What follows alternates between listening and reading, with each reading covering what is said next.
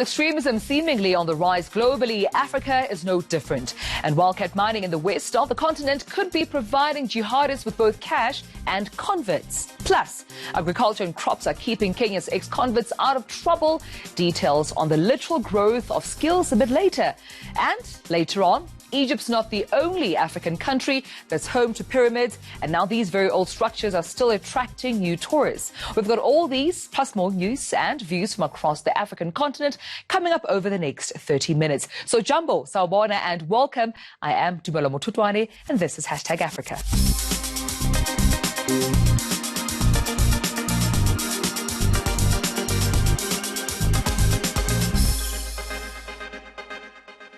The Islamic State, Al-Qaeda and other militant groups might seem to be losing ground in the Middle East. But in Africa, they're aggressively pushing into a new source of cash and recruits. Now, wildcat gold mining, of course, in this special report, David Lewis found out how these mines are peddling jihadist wallets.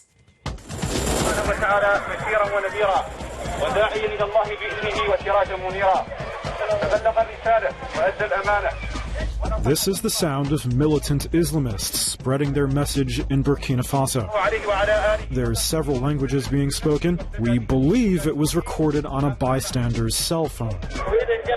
Bystander was a gold miner, but it's the jihadists' gold now. As Islamic State, Al-Qaeda and other militant groups lose ground in the Middle East, they're aggressively pushing into a new source of cash and recruits in Africa's Sahel, wildcat gold mining. Reuters has been studying how illegal gold can flow through black markets. Burkina Faso's gold, for example, makes its way to hubs like the UAE for refining, and then on to big importers like Switzerland. But in the Sahel, where Western militaries are desperately training locals to counter the rise of these militant groups, we found that the territories overlap. Look at this map of Burkina Faso. The blue markings signify unregulated mines. Its government says there's over 2,000 of these sites. Now look at this. These are the areas of recent Islamist attacks. Miners tell us that sometimes they want a cut of the money. Other times, they simply take over the sites. The miners rely on the gold to feed their families, though, and local authorities have been trying to ban the mines. So, by letting the miners dig, the jihadists can win over some hearts and minds. The violence does force many miners to flee, however. Special correspondent David Lewis traveled to Burkina Faso. We've come to a site in Ouagadougou where the displaced have been gathering and have been given some food aid. It's mainly women and children, but there are also some motorcycles that the miners have escaped with. We found here a miner called Zakaria Sawadogo who's going to tell us his story.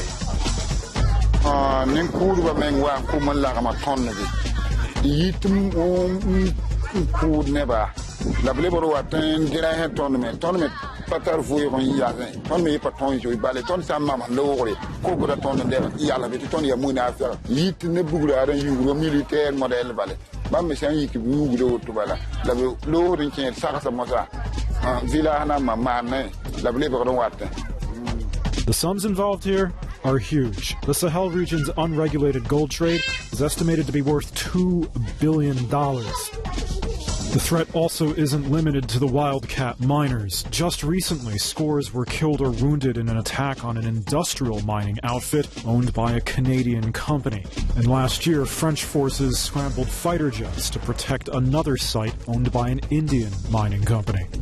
It's also fostered a cottage industry of robberies and kidnappings for ransom targeting the mining industry. That's the risk of doing business in one of the world's latest gold rushes. Morocco's ambassador to South Africa says he has one key goal, and that's to build a strong partnership with South Africa. Yusuf Amrani has been presenting his credentials to President Cyril Ramaphosa. And South Africa, including Morocco, have not been seeing eye to eye over claims that the country is occupying Western Sahara. Kylie Kumalo sat down with the ambassador. Morocco has sent one of its senior diplomats in Pretoria, South Africa. We sit down with the ambassador to hear his vision and how they plan to thaw frosty bilateral relations between Pretoria and Rabat. Ambassador Yusuf Amrani says he wants to strengthen political ties, economic links, and promote contacts between the two nations. The most important today is how to create wealth, how to respond to the expectation of the young Africans as far as job creation, and to promote growth. But for some time now, Morocco and South Africa have been at loggerheads over the Western Sahara occupation by the North African nation. Amrani is keen for these to be resolved. Today, there is a political process to solve this regional dispute over the Sahara with the different stakeholders.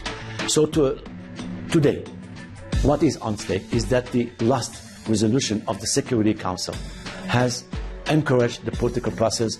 When in 2017 the African Union readmitted Morocco after a 33-year absence, there was an outcry.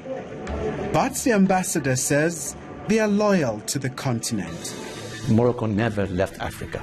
Morocco was the founding fathers of the African Union. Remember Casablanca Summit, which created the first OAU. So we have a great commitment to work with our brothers in Africa. For now, he says his focus is to work hard to ensure that Morocco and South find each other, which may take some time to achieve. Khalid Kumalo, Pretoria.